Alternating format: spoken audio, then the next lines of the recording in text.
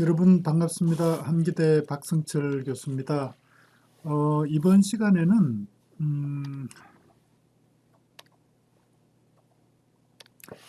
이메일, 그러니까 인터넷 이메일에서 사용하는 이 프로토콜이 SMTP인데, SMTP. 물론 SMTP 하나만 사용하는 것은 아닙니다만 기본이 되는 프로토콜이 SMTP인데, 그래서 이메일 시스템과 SMTP가 어떻게 동작하는지에 대해서 공부를 해보겠습니다.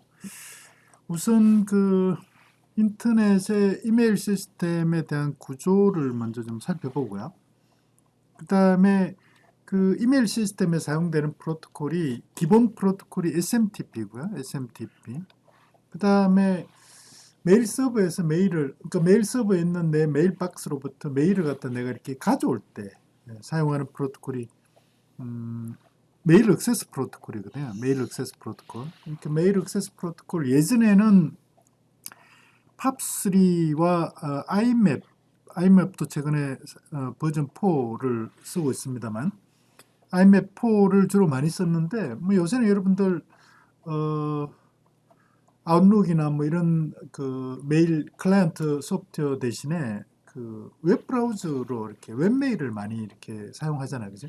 그래서 메일을 전송하거나 메일을 서버로 전송하거나 서버에서 메일을 다운로드 받을 때 HTTP를 써서 웹메일을 많이 이렇게 사용을 하고 있습니다. 그래서 메일을 전송할 때 사용하는 SMTP하고 메일을 가져올 때 사용하는 메일 액세스 프로토콜에 대해서 공부를 해보겠습니다. 인터넷 메일 시스템의 구조를 계략적으로 그리면요. 이제 이런 그림으로 이렇게 표현을 할 수가 있는데요. 이런 그림으로 이렇게 표현을 할 수가 있는데, 여러분들 메일 주소는 뭐 여러분들 현재 많이 쓰고 있으니까, 그죠? 많이 쓰고 있으니까 로컬 파트 부분을 우리가 이제 골뱅이라고 이렇게 표시하죠. @마크로 이렇게 구분하고 그 다음에 메일 서버의 도메인 이름, 도메인명을 이제 합쳐가지고 이게 이제 메일 주소잖아요. 이걸 이제 메일 주소로 쓰는데 메일 주소로 사용하는데 이 도메인 이름은 메일 서버 컴퓨터의 도메인 주소고요. 앞부분에 있는 로컬 파트는 메일 서버에 있는 나의 메일 박스에 대한 아이디에 해당이 된다. 이렇게 보시면 됩니다. 그러니까 메일 서버에 메일 박스들이 여러 개 있는데 그 메일 박스 중에 나의 메일 박스의 아이디가 로컬 파트에 해당된다. 이렇게 이해를 하시면 되고요. 그 다음에 메일 시스템은 기본적으로 우리 사용자 개인이 메일을 작성하거나 메일을 읽을 때 사용하는 그런 유저 에이전트 하고요.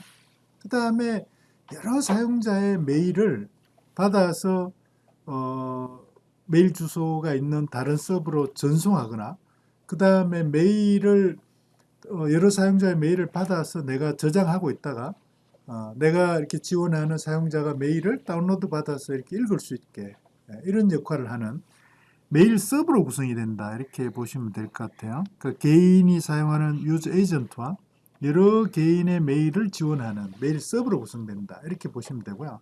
근데 이런 메일 서버들이 이제 전 세계에 뭐 여러 개가 있는 거죠. 우리 대학 코리아텍에도 메일 서버가 있고 그 메일 서버를 사용해서 뭐 한 5천 명 이상의 사용자들이 각자 자기의 PC, 자기의 스마트폰에서 유저 에이전트를 사용해서 메일을 우리 대학에 있는 메일 서버로 보내서 뭐 목적지에 있는 어떤 서버로 메일을 전송할 수도 있고 또 메일을 받아서 우리 대학에 있는 메일 서버 저장해 놓으면은 내가 유저 에이전트를 사용해서 메일을 다운로드 받아서 읽고 뭐 이렇게 할 수 있는 거죠. 그죠? 그래서 메일 서버들은 전 세계에 여러 개가 있고 각 메일 서버는 또 많은 이제 유저 에이전트를 지원하는 이런 구조로 되어 있다. 이렇게 보시면 되고요. 그리고 이 메일 서버와 메일 서버 간에 메일 서버와 메일 서버 간의 통신을 지원하는 그런 프로토콜이 SMTP입니다. SMTP.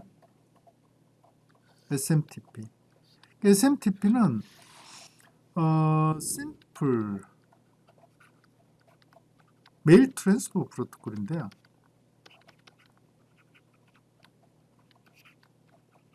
메일 트랜스퍼 프로토콜의 약자인데 메일을 이렇게 전송하는 거예요. 전송. 메일을 내가 다운로드하는 기능은 없고요. SMTP는 메일을 이렇게 보내기만 하는, 송신만 하는 그런 기능만 이렇게 지원하는데, 그래서 이 메일 서버가 내가 유저 에이전트가 여기에 있는 어떤 유저 에이전트한테 메일을 보낸다 이러면은 메일을 작성해서 이 우리 대학에 있는 메일 서버에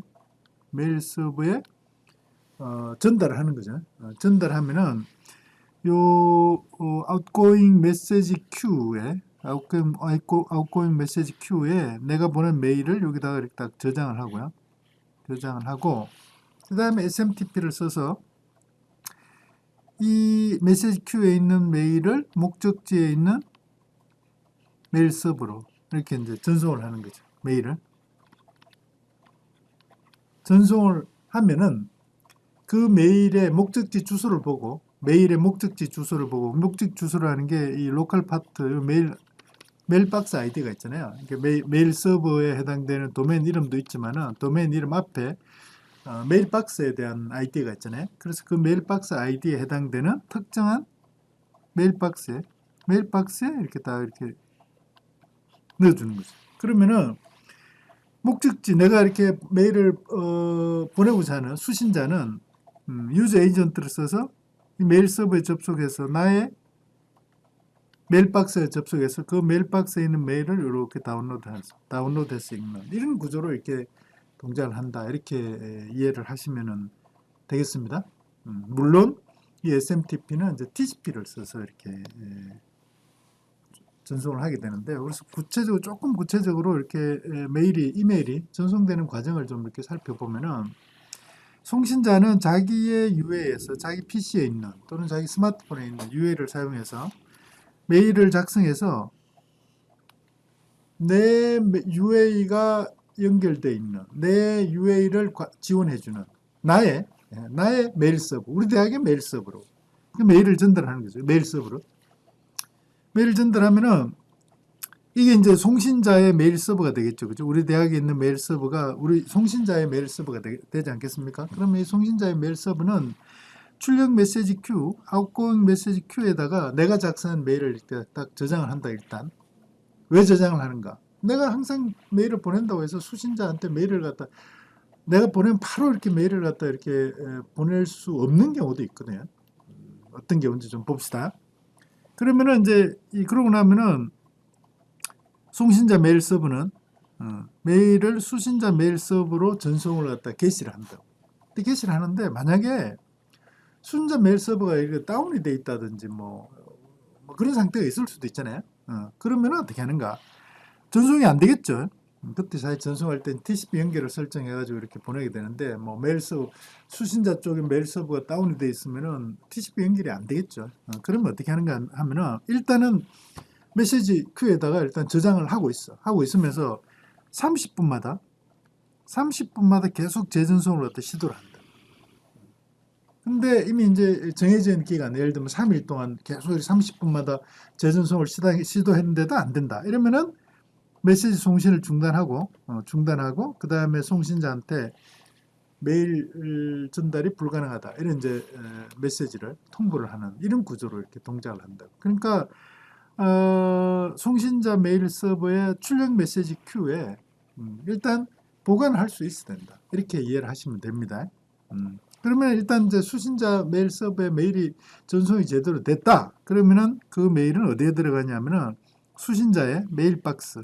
왜냐하면 수신자 메일 주소에 메일 박스 아이디가 있기 때문에 그 메일 박스에 이렇게 저장을 하는 거죠. 그 저장해 두면은 그 다음에는 수신자 UA가 말이죠. 수신자가 자기 UA를 사용해서 자기 UA를 관리하는 메일 서버, 예를 들어서 내가 뭐 어떤 다른 대학에 어떤 사용자한테 메일을 보냈다면 그 대학의 메일 서버가 있겠죠, 그죠? 그 메일 서버로 접속을 해서 자기 메일 박스에 있는 메일을 읽고 또 그 메일을 갖다 딜리트하거나 뭐 어디 뭐 이렇게 폴더에다가 이렇게 저장하거나 뭐 이런 이제 관리 기능을 이제 할 수가 있는 거죠. 그래서 유저 에이전트가 메일을 작성해서 송신자 메일 서버로 보내고, 송신자 메일 서버는 수신자의 메일 서버로 보내고, 수신자 메일 서버는 메일을 수신자의 메일 박스에 저장을 하고, 유저 에이전트는 이 메일 박스에 있는 수신자 메일 서버를 접속해서 이 메일 박스에 있는 메일을 이렇게 읽어가는 이런 구조로 동작한다. 이렇게 이해를 하시면 되겠습니다. 그래서 이게 이제 이때 메일을 전송할 때 사용하는 프로토콜 있잖아요. 여기 메일을 이렇게 전송할 때 메일을 전송하는 거죠. 근데 여기서는 수신자 유저 에이전트가 메일을 가져갈 때는 메일을 이렇게 전송하는 구조가 아니고요. 이렇게 전송하는 게 아니고 이렇게 전송하는 구조가 아니고 메일을 자기 메일 박스에서 메일을 읽어가는 이런 구조로 이렇게 동작을 합니다. 왜 그런가는 조금 이따 제가 설명을 할게요. 여러분들 한번 추론이 가능할 수도 있을 겁니다. 그죠? 내가 메일을 갖다 이렇게 메일을 갖다 전송하려고 그러면 메일을 받는 쪽이 항상 이렇게 내가 뭐 사실 언제 메일을 보낼지 모르니까 메일 받는 쪽은 항상 이렇게 always on 상태로 이렇게 동작을 해야 되잖아요. 근데 이제 우리 대학에 있는 내가 이렇게 뭐 수신자가 나라고 보면은 이게 SC박이라고 보면은 사실 내 PC나 이런 거는 항상 이렇게 인터넷에 연결되어 있는 게 아니죠, 그죠? 항상 보면 내가 뭐 내가 필요할 때만 PC로 연결해 가지고 이렇게 메일을 갖다 이렇게 메일 소프트웨어를 갖다 이렇게 실행하고 이렇게 하잖아요. 그러니까 메일을 우리 대학에 있는 메일 서버가 나의 PC에다가 메일을 갖다 이렇게 푸시를 한다, 전송을 한다. 이게 사실 쉽지 않은 거죠. 왜냐면 내가 뭐 내 PC가 항상 이렇게 꺼져 있을 수 있으니까. 그래서 메일을 읽어갈 때는 이렇게 가져가는 이런 구조로 이렇게 작동을 해요. 조금 이따 좀 더 설명을 할 기회가 있을 겁니다. 그래서 이 SMTP 메일을 전송할 때 사용하는 이 프로토콜이 이제 SMTP인데, 메일을 보낼 때 전송할 때 사용하는 프로토콜이 SMTP인데, 이 SMTP는 유저 에이전트가 자신의 메일 서버로 메일을 작성해 가지고 보낼 때 이때도 물론 사용할 수 있고요. 뭐 이때 SMTP를 사용하지 않을 수도 있어요. 않을 수도 있는데 그건 이제 웹메일 같은 경우는 SMTP 대신에 HTTP를 사용을 할 수도 있습니다. 내가 웹메일을 갖다 어떻게 구현하는가에 따라서. 여기는 SMTP를 써서 이렇게 보낸다 이렇게 보면은 유저 에이전트가 메일을 작성해서 자신의 메일 서버, 우리 대학에 있는 메일 서버로 이렇게 전송을 한다. 이럴 때 이제 SMTP를 쓸 수 있고요. SMTP 송신자 메일 서버에 가면 여기 이제 출력 큐에 내가 작성한 메일이 이렇게 이제 저장이 되겠죠. 그리고 수신자가 연결된 수신 메일 서버로 메일을 보낼 때 이때도 SMTP를 사용한다. 이렇게 보시면 되고요. 수신자 UA가 메일을 가져갈 때 자신의 메일 박스에 있는 메일을 가져갈 때는 SMTP를 쓰는 게 아니고 메일 액세스 프로토콜, 그러니까 별도의 메일 액세스 프로토콜을 사용한다. 이렇게 보시면 됩니다. 그래서 이 SMTP는 기본적으로 우리가 뭐 어플리케이션 응용 계층의 구조를 설명할 때 응용 계층의 구조가 클라이언트 서버 구조하고 P2P 구조가 있다. 이렇게 설명을 드렸잖아요. 근데 기본적으로 이거는 클라이언트 서버 프로토콜이고요. 그래서 이 클라이언트 서버 프로토콜인데 이게 지금 메일 서버라는 게 있고 그 메일 서버 간에 통신하는데 이 메일 서버잖아요. 송신자의 메일 서버고 여기 수신자의 메일 서버인데 송신자의 메일 서버와 수신자의 메일 서버를 SMTP를 통해서 하는데 그 SMTP가 클라이언트 서버 구조로 동작한다. 이런 의미이기 때문에 여기서 말하는 메일 서버하고 클라이언트 서버 할 때 서버하고는 조금 이렇게 다른 차원에서 그렇게 이해를 해 주셔야 됩니다. 여기서 우리가 메일 서버라고 이야기할 때 그 메일은 여러 사용자들에 대한 어떤 메일을 서비스하는 그런 어떤 서버의 개념이다. 이렇게 보시면 되고요. 클라이언트 서버로 동작할 때 이럴 때는 그러니까 메일 서버가 보낼 때는 송신자 메일 서버가 클라이언트 역할을 할 수도 있고요. 송신자 메일 서버가 클라이언트 역할을 할 수도 있고 수신자 메일 서버가 클라이언트 서버에서 서버 역할을 할 수도 있는 거죠. 그죠? 물론 그 반대가 될 수도 있죠. 그래서 메일 서버는 메일을 송신할 수도 있고 메일을 수신할 수도 있기 때문에 메일 여기서 말하는 메일 서버는 클라이언트하고 서버를 동시에 지원하는 그런 이제 기능을 하게 된다. 이렇게 이해를 하시면 되겠죠. 그리고 TCP를 사용하고요. TCP를 사용한다는 것은 이제 신뢰 전송을 사용한다 이런 이야기이기 때문에 내가 메일을 보내면은 절대로 그 메일이 중간에 가다가 없어지거나 뭐 이렇게 에러가 생기거나 그런 경우가 발생하지 않는다. 그래서 내가 보낸 메일은 항상 수신자의 메일 박스에 안전하게 저장이 된다. 이렇게 이해를 하시면 됩니다. 그리고 서버의 포트 번호는 25번을 쓰는데요. 25번. HTTP에서 클라이언트 서버 할 때 서버는 80번 포트 번호를 사용하는데 메일 서버는 SMTP는 서버 포트 번호가 25번을 사용하고요. 이 포트 번호를 클라이언트 서버에서 포트 번호를 어떻게 할당하는가 하는 건 나중에 TCP UDP 할 때 자세하게 이렇게 공부할 기회가 있습니다. 여기서는 SMTP는 서버 포트 번호가 25번을 사용하고 HTTP는 서버 포트 번호가 80번을 사용한다. 이런 정도로만 이해를 하시면 되겠습니다. 근데 이제 사실 이게 좀 중요한 이야기가요. 그러니까 SMTP가 메일을 전송할 때 이제 두 가지를 하겠죠. 그죠? 메일을 전송하기 위해서 이 메일을 어떻게 처리해라를 갖다가 이렇게 나타내는 제어 정보를 여기서 명령어라고 그러는데 명령어를 보내고 그 다음에 그 명령어를 보내고 난 다음에 실제로 내가 전송할 이제 메일 메시지 이게 이제 우리가 메일이죠, 그죠? 메일. 메일을 보내게 되는데 HTTP는 이 제어 정보에 해당하는 제어 정보라는 게 뭐 헤드라인 같은 이런 건데요. 그런 제어 정보를 ASCII 문자로 이렇게 구성했어요. 그래서 마지막에 캐리지 리턴 걸 라인 피드로 각 라인을 갖다 구분하는. 그래서 ASCII 문자로 이렇게 제어 정보를 표현했는데 뭐 여기도 마찬가지입니다. SMTP도. 근데 문제는 말이죠. 이 메일 메시지 이 자체 HTTP 같은 경우는 그 안에 메일, 뭐 멀티미디어 메일 같은 이런 걸 얼마든지 들어갈 수 있잖아요. 근데 이 메일 메시지는 메일 메시지 그 자체도 반드시 ASCII 문자로만. 뭐 ASCII 문자라는 게 제어 문자하고 그래픽 문자로 나누잖아요. ASCII 문자로만 메일 메시지를 구성하게 이렇게 프로토콜을 정의했어요. 이게 이제 예전에 멀티미디어 메일 같은 이런 것들이 나오기 전에 1980년 뭐 이전에 이렇게 만든 프로토콜을 지금도 쓰고 있기 때문에 그 당시에는 메일이 그냥 그 문자로만 구성됐고 그 문자도 그 영문자 ASCII 문자만 사용을 해서 메일을 작성했거든요. 그때 만든 SMTP 프로토콜을 지금도 그대로 쓰고 있기 때문에 메일 메시지 내에 들어갈 수 있는 내용이 ASCII 문자, 영문자, ASCII 문자로 ASCII 코드로 표현된 영문자 외에는 사실 그게 메시지를 메일을 작성할 수가 메일을 SMTP로 전송할 수가 없어요. 그렇다는 이야기는 뭐 지금 우리 근데 그 영문자로만 구성된 그런 메일을 보내는 건 아니잖아요.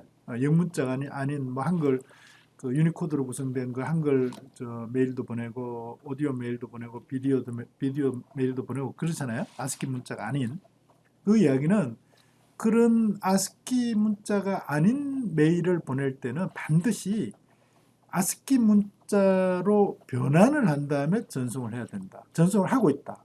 이렇게 이해를 하시면 됩니다. 그래서 프로토콜 SMTP가 동작하는 절차는 뭐 비교적 상당히 좀 간단한 편인데요. 그래서 일단 이 TCP를 쓰기 때문에 뭐 아직 우리 TCP를 공부를 하지 않았지만 TCP를 사용하려고 그러면은 이제 이 SMTP 클라이언트와 SMTP 서버 사이에 송신자와 수신자 사이에 TCP 연결을 이렇게 설정하고요. TCP 연결을 먼저 설정하고 TCP 연결을 설정하고 나면은 클라이언트 SMTP와 서버 SMTP 사이에 이렇게 연결을 설정하는데 그 연결 설정이라는 건 뭐 간단해요. 나의 서버한테 나의 도메인 이름 내가 그러니까 나라는 거는 이제 우리 대학에 있는 메일 서버 내가 이제 메일을 보낸다 이러면은 SMTP 클라이언트가 우리 대학에 있는 메일 서버가 되고 수신자는 뭐 다른 대학에 있는 메일 서버가 되겠죠, 그죠? 그러면 우리 대학에 있는 메일 서버가 수신 메일 서버한테 우리 대학의 메일 서버의 도메인 이름을 이렇게 알려주고요. 오케이. 그러면은 그 다음에 이제 메일을 전송해도 좋다. 이런 이제 형태로 이렇게 응답을 하는 거죠. 이렇게 되면은 메일 서버와 메일 서버 간에 메일을 교환할 수 있는 그런 상태가 딱 된다고요. 그러면 이제 메일을 전송하는 거죠. 메일을 전송하게 되고 메일 전송하고 나면 이제 이 SMTP 사이의 연결을 해제하는, 연결을 끊는 퀴트 명령을 보내고 그 퀴트 명령에 응답 메시지 보내고 이런 식으로 해서 연결을 이제 SMTP 간의 연결을 해제하는 이런 방식으로 동작하는데 이제 메일 전송 부분을 이제 좀 이제 공부를 해야 되겠죠, 그죠? 메일 전송. 그 메일을 전송한다는 이야기는 사실은 먼저 내가 이렇게 메일을 보낼 텐데 이 메일이 어느 주소로 가야 된다. 그러니까 너 수신자 서버의 어느 메일 박스로 가야 된다. 이런 게 이제 이거는 알려줘야 되겠죠, 그죠? 먼저. 그래서 나는 나의 메일 주소는 뭐고, 나의 메일, 이건 그러니까 송신자의 메일 주소, 송신자의 메일 주소고요. 송신자 메일 주소를 먼저 알려주고, 그 다음에 오케이 메시지를 받으면은 그 다음에 수신자 메일 주소를 알려주는 거죠. 수신자의 메일 주소. 여기 수신자의 메일 주소. 수신자.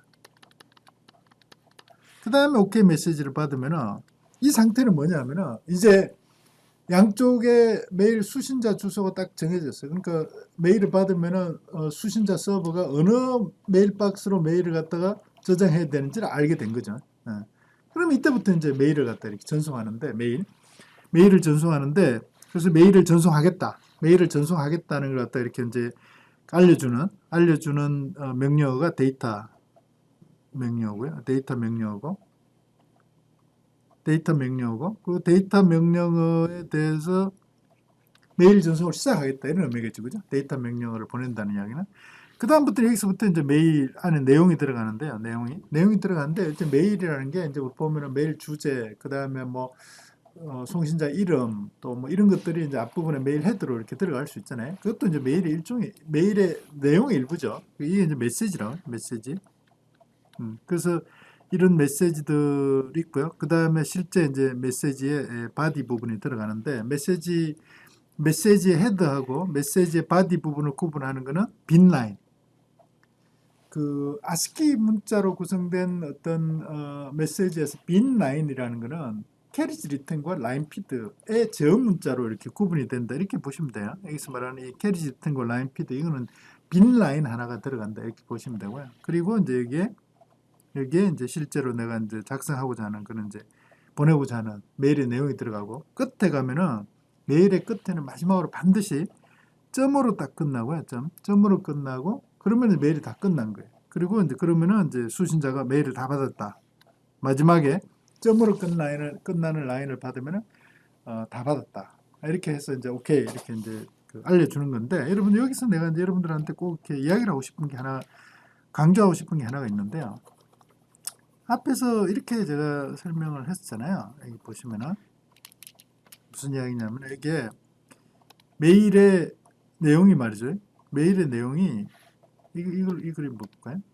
메일의 내용이 말이죠. 이게 사실 이런 어떤 메일의 내용이 들어간다 이런 메일 내용이 아스키 문자로만 구성되는 그런 메일만 SMTP가 전송할 수 있다 이렇게 이야기를 했잖아요. 그러니까 그 이야기는 무슨 이야기냐면은 이게 보시면은 여기에 보면은 뭐 dear sir 하고 이런 이제 문장이 쭉 들어가는데 이렇게 문장이 쭉 들어가는데 여기에 각 문장의 맨 끝에는 전부 다 뭐가 들어가냐면은 이게 캐리지 리턴과 눈에 보이지는 않지만 라인 피드 제어 문자가 다 이렇게 포함되는 거예요. 여기도 마찬가지고. 그래서 이 한 문장의 끝을 나타내는 캐리지 리턴과 라인 피드 제어 문자의 조합이 라인의 맨 마지막에 다 들어가는 거예요. 그래서 라인을 갖다 구분할 수 있게. 그래서 맨 마지막에 점이 있으면 점 뒤에도 마찬가지. 여기도 뒤에 사실은 캐리지 리턴과 라인 피드 문자가 들어있는 거죠. 그래서 SMTP로 전송하는 메시지의 메일의 바디 파트에는 반드시 아스키 문자라 하면은 그래픽 문자, 제어 문자로만 구성된 그런 메시지만 전달이 가능하다. 메일 내용만 들어갈 수 있다. 이렇게 이해를 하셔야 된다는 거예요. 근데 여러분 뭐 우리 저 HTTP 공부할 때 웹과 HTTP 공부할 때 아스키 제가 캐릭터 셋 아래 아스키 문자 코드 잠깐 이렇게 설명을 드렸지만 아스키 문자 코드는 여기에 그래픽 문자라는 거는 폰트 이미지가 있는 그런 문자를 그래픽 문자라고 그럽니다. A, B 같은 이런 폰트 이미지가 있잖아요. 이런 문자를 그래픽 문자라고 그러고 폰트 이미지가 없지만 코드 값이 정해져 있는 그런 문자. 그러니까 의미는 있죠. 그런 문자를 이제 제어 문자라고 그런다고 그랬잖아요. 이런 게 제어 문자인데 제어 문자도 각각의 의미가 다 이렇게 정해져 있어요. 그래서 여기 보시면은 캐리지 리턴 여기죠. 캐리지 리턴과 라인 피트 이 두 개의 조합은 라인의 끝을 나타낸다. 그리고 커스는 새로운 라인의 끝을 나타낸다는 게 뭐냐면은 새로운 라인을 하나 추가하고 그 라인의 커스를 맨 앞으로 보낸다 이런 의미거든요. 라인의 끝이라는 건 그 다음 라인이 하나 이렇게 추가된다 이런 의미가 이제 된다는 거라고요. 이런 이제 의미가 들어있는 거죠. 제어 문자는. 그래서 이 값이 보면 아스키 캐릭터의 값이 보면 가질 수 있는 게 7비트로 구성이 되어 있기 때문에 0부터 127까지의 값을 가질 수 있는데 그 중에 여기서 앞부분에 0부터 33까지 여기 스페이스도 뭐 일종의 이제 그래픽 문자라고 보면은 32까지 0부터 32까지는 있잖아요. 0부터 32까지가 맞겠죠. 0부터 31 스페이스가 32니까 32까지 0부터 32까지는 이게 제어 문자라고요. 제어 문자.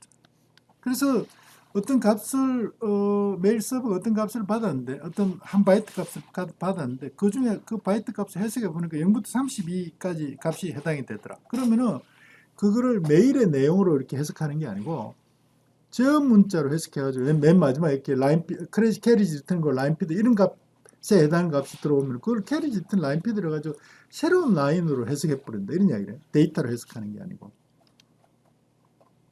이해가 되는지 모르겠습니다, 여러분. 그러니까 이게 아스키 문자로만 이렇게 아스키 문자만 전달할 수 있다 이런 이야기는 무슨 이야기냐면은 그 문자 메일 내용 중에 그 값이 말이죠. 그 값이 제어 문자에 해당되는 값이 메일의 내용으로 들어왔다. 이러면 사실 그거는 송신자가 메일의 내용으로 보낸 건데 수신자는 어떻게 해석하냐면은 아 이거는 캐리지 리턴과 라인 피드이기 때문에 새로운 라인으로 이렇게 해석해 버린다 이런 이야기라고.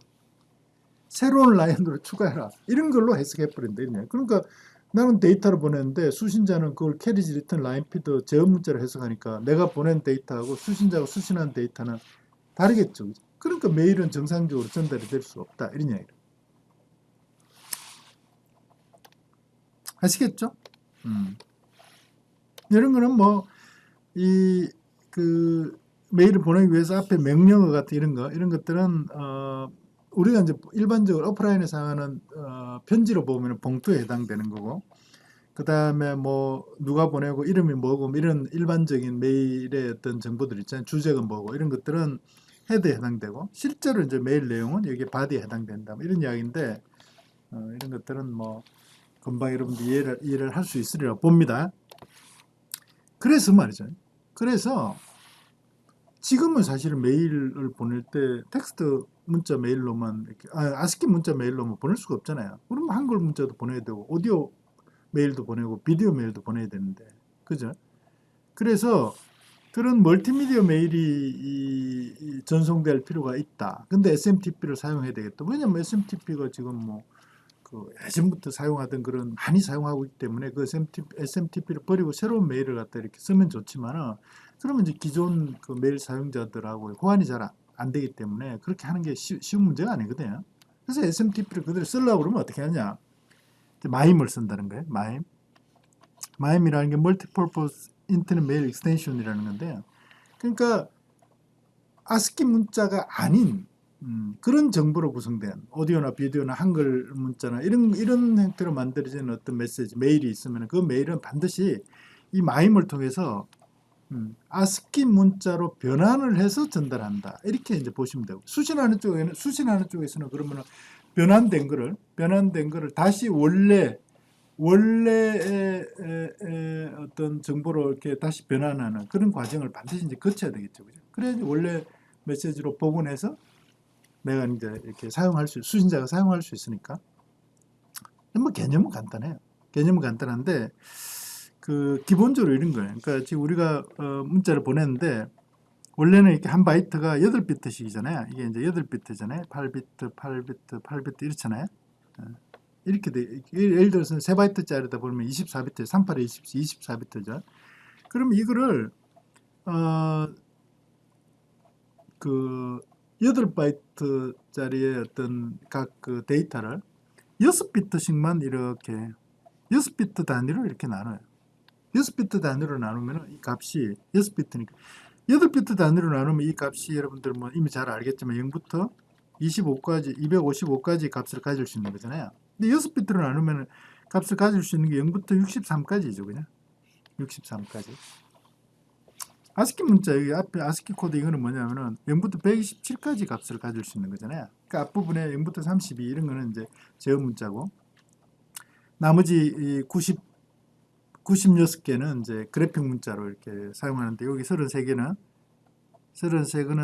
제어 문자, 여기 딜리트까지 하면 34개네. 그죠? 34개는 제어 문자로 이렇게 하고, 나머지 33부터 126까지 이 96개는 94개는 94개는 그래픽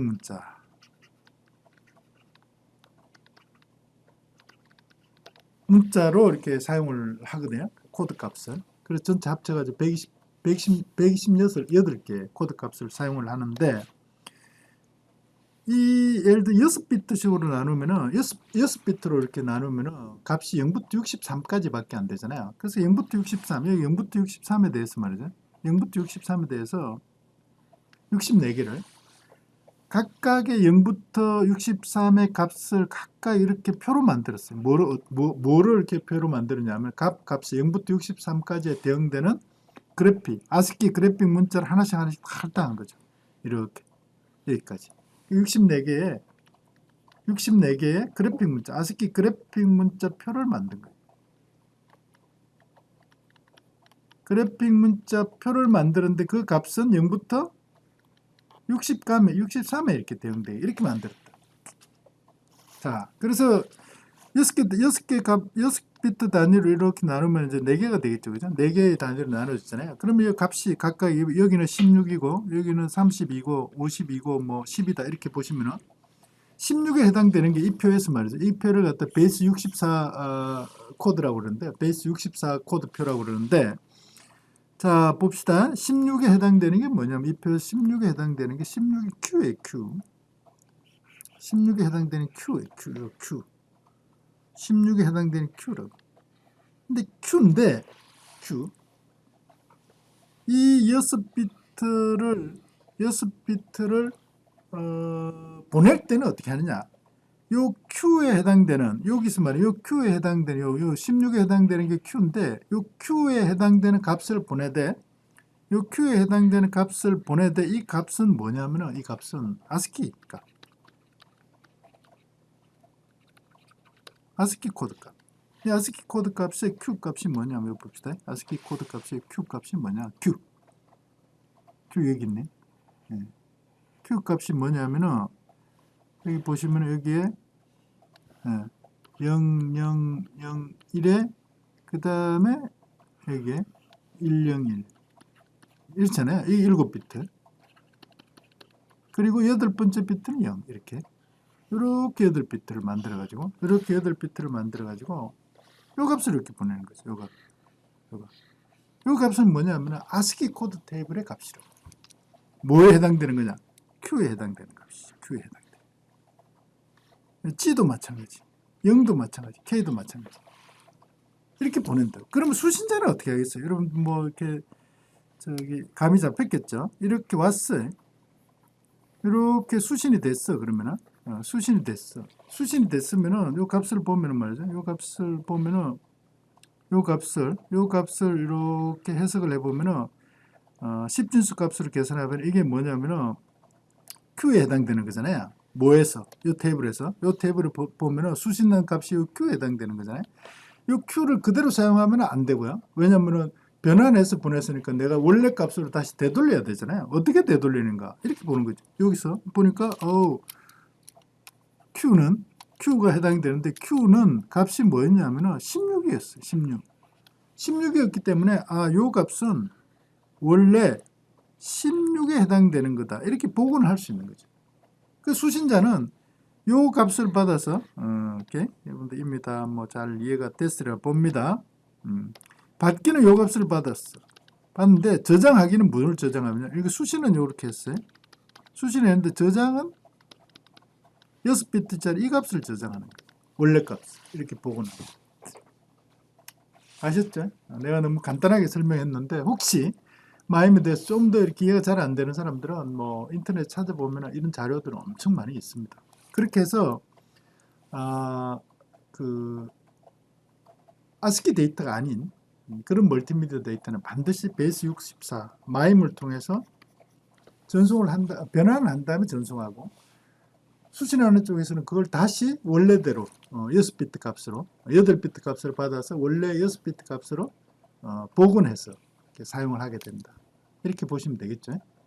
그래서 이렇게 이제 2비트씩 이렇게 추가가 되기 때문에 6비트를 8비트로 만들어서 보내기 때문에 2비트씩 이제 불필요하게 추가가 되지만 여러 서로 다른 ASCII가 아닌 그런 정보를 SMTP로 전송할 수 있기 때문에 그만한 가치는 있다. 이렇게 이해를 하시면 되는 거죠. 그래서 이제 SMTP하고 HTTP하고 우리가 이전 시간에 공부한 HTTP하고 조금 이렇게 그 비교를 조금 이렇게 해보면요. 비교를 HTTP는 기본적으로 뭐였냐면 HTTP는 서버한테 클라이언트가 서버한테 요청을 해서 서버가 웹 객체를 다운로드하는 이런 방식으로 서버로부터 웹 객체를 가져오는 풀 방식의 프로토콜이 있어요. 풀. 가져오는 프로토콜, 가져오기 방식의 프로토콜이었다고. 그래서 그런 프로토콜 풀 프로토콜이라고 그래요. 근데 SMTP는 다르죠. SMTP는 송신자 클라이언트 SMTP가 수신자 클라이언트 SMTP로 메일을 전송하는, 메일을 보내는 보내기 프로토콜, 푸시하는, 밀어내는, 가져오는 프로토콜이 아니고요. 밀어내는 프로토콜, 보내기 프로토콜, 푸시 프로토콜이다. 이렇게 보시면 되고요. HTTP는 있잖아요. HTTP는 헤드라인들은 이제 ASCII 문자로 다 이렇게 구성이 되지만 실제로 그 바디 파트 있잖아요. 바디 파트 이게 안에 있는 내용 있잖아요. 이 데이터 해당되는 내용. 그 내용은 여기에 들어가는 값은 어떤 내용이라도 상관없어요. 멀티미디어 웹 객체 이런 게 들어가도 아무런 문제가 안 돼요. 그래서 그 여러 가지 서로 다른 형태의 멀티미디어 형태의 객체를 전송하는데 다운로드 하는데 아무런 문제가 없다. 이렇게 보시면 되고요. 대신 이제 여기 보면은 이 데이터의 길이가 요걸 제가 하려고 하는 게 요 부분인데 요 부분. 요 길이가 있어가지고 이 길이가 2652바이트다. 그래서 여기서부터 여기 끝까지 처음부터 첫 번째 데이터부터 끝까지 읽을 때 2652바이트만이 데이터에 해당되는 거다. 이런 걸 표시를 하게 돼 있어요. 대신 이제 이메일은 이제 그런 게 없죠. 그래서 앞에 설명한 대로 SMTP는 바디에 실제 전송해야 될 내용에는 텍스트, ASCII 텍스트. 이 텍스트라 말하는 거는 ASCII입니다. ASCII. 텍스트라는 게 이제 문자로 구성되는 건데 ASCII 문자로만 구성된 그런 메시지만 전송할 수 있다. 이렇게 보시면 되고 HTTP는 리퀘스트하고 리스판스, HTTP 요청 메시지를 보내고 그다음 응답 메시지를 받는데 그때 요청과 응답 사이에 그러니까 응답을 할 때 반드시 하나의 웹 객체만 이렇게 다운로드하게 이렇게 되어 있는데 SMTP는 메일을 전송할 때 메일 메시지 내에 말이죠. 여기 메일 메시지 내에 여기 메일 메시지 내에 여기 메시지가 있으면 어디 갔지? 메시지가 있으면 여기에 여러 개의 파트로 나눠 가지고 여러 개 서로 다른 파트, 멀티 파트 메시지를 이렇게 구성해서 이렇게 전송을 할 수 있도록 그렇게 설계가 되어 있습니다. 여기서 뭐 자세하게 설명은 안 했습니다만 그렇게 되어 있습니다. 그래서 크게 보시면은 이렇게 세 가지 부분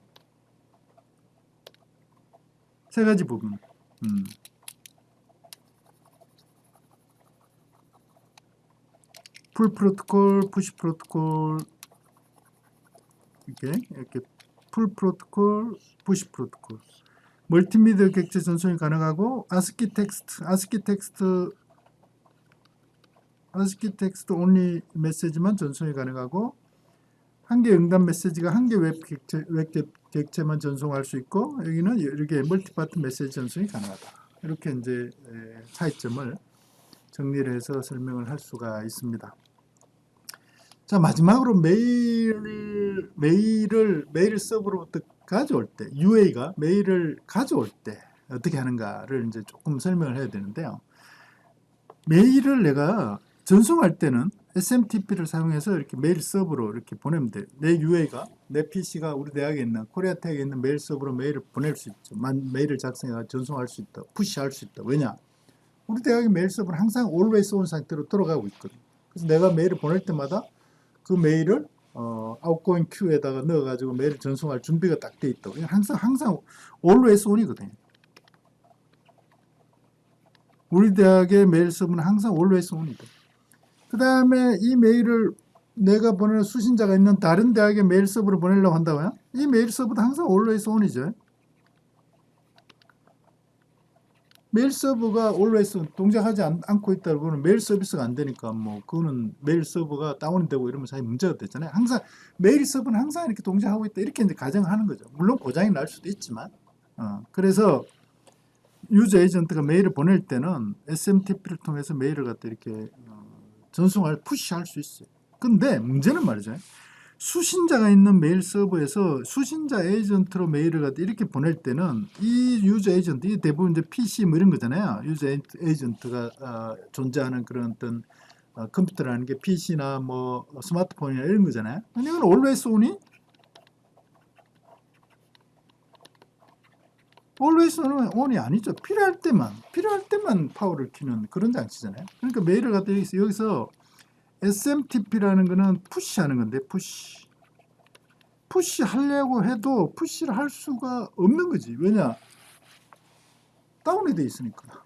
그래서 이 메일을 가져갈 때는 말이죠. 수신자한테 보낼 때는 수신자가 메일을 이렇게 풀 방식으로 가져가게. 서로 다른 프로토콜, SMTP, 푸시 프로토콜을 쓰지 않고요. 푸시 프로토콜인 SMTP를 쓰지 않고 가져가는 다른 프로토콜, 그런 프로토콜을 메일 액세스 프로토콜이다 이렇게 이야기를 합니다. 메일 액세스 프로토콜. 메일 액세스 프로토콜인데 종류가 이제 팝이라는 것도 쓰고 IMAP이라는 것도 쓰고 웹메일에서는 이제 HTTP를 쓰고 물론 메일을 전송할 때도 웹메일 같은 거는 SMTP 대신에 HTTP를 사용을 할 수도 있어요. 그래서 이제 팝3를 예전에 이제 아웃룩 같은 데서 이제 마이크로소프트 아웃룩 같은 데서 팝3를 썼는데 아주 간단한 프로토콜이에요. 뭐 그 패스워드를 가지고 메일 서버가 사용자를 인정할 수 있고요. 인정할 수 있고 그다음 인정하고 나면은 메일 박스에 어떤 메일이 있는지 리스팅 할 수 있고 그다음에 다운로드 할 수 있고 리트리브 할 수 있고 딜리트 할 수도 있고 그다음에 뭐 세션을 메일 서버의 세션을 갖다 이렇게 끊을 수도 있고 뭐 이런 이제 간단한 기능. 내 메일 서버에 있는 메일을 리트리브해서 이렇게 읽을 수 있는 이제 그런 기능을 제공하는 그런 프로토콜이 팝3다 이렇게 보시면 돼요. 그 뒤에 이제 나온 게 IMAP인데 이건 팝3의 3는 버전 이름이고요. IMAP4도 이것도 이제 버전 이름인데 IMAP은 좀 더 이렇게 기능을 다양하게 만들어 좀 더 그러니까 복잡한 프로토콜이죠. 무슨 프로토콜이냐면은 메일 서버에 사용자가 UA가 폴더 같은 거 이런 거 만들어가지고 메일을 갖다 이렇게 여러 폴더로 나누어서 이렇게 분리해서 저장해서 관리할 수 있는 그런 기능들, 이런 기능들까지 포함해서 좀 더 복잡한 그런 메일 액세스 프로토콜을 만들었는데 그게 이제 IMAP4다 이렇게 보시면 되고요. 그래서 뭐 POP3나 IMAP4를 사용해서 유저 에이전트가 메일 서버에 있는 메일을 갖다 이렇게 사용할 수 있게 읽고 관리할 수 있게 이렇게 만든 프로토콜을 사용한다 이렇게 보시면 되고요. 웹메일을 쓸 때는 뭐 기본적으로 메일을 읽을 때나 이렇게 메일을 여기서 말이죠. 클라이언트가 메일을 갖다 이렇게 다운로드 읽을 때나 메일을 전송할 때도 HTTP를 써서 웹메일 서버, 그러니까 메일 서버가 웹 서버 형태로 만들어져 있는 그런 웹메일 서버를 접속해서 메일을 전송할 수도 있고 메일을 읽을 수도 있고 그럼 다 그럴 때는 다 이제 HTTP를 쓰는 거죠. HTTP로. 그래서 메일 액세스 프로토콜은 크게 보면 요 세 가지가 사용이 되고 있다 이렇게 보시면 돼요.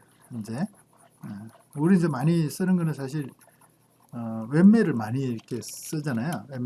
웹메일을 쓰기 전에는 웹메일을 사용되기 전에는 팝하고 IMAP을 많이 썼는데 지금은 이제 HTTP 웹메일을 이제 많이 이렇게 사용을 하고 있다 이렇게 보시면 되겠습니다. 그래서 여기까지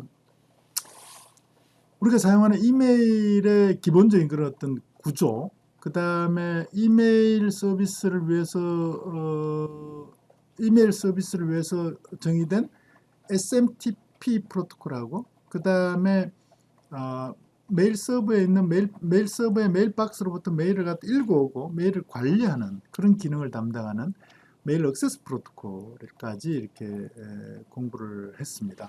1시간 동안 우리가 이제 메일 시스템 전체를 다루었기 때문에 그 중에 또 이렇게 그 SMTP 같은 경우는 그 ASCII 문자로 메일을 구성하기 때문에 또 ASCII가 아닌 그런 데이터로 구성된 메일은 또 마임을 써서 변환해야 되는 이제 그런 과정까지 설명을 했기 때문에 조금 시간이 부족하지 않았나 뭐 이런 생각도 들지만 대략적으로 이메일이 어떻게 동작하고 SMTP나 메일 액세스 프로토콜이 어떻게 동작하는지는 아마 이해가 되었으리라 그렇게 기대를 합니다. 여러분 수고 많았습니다.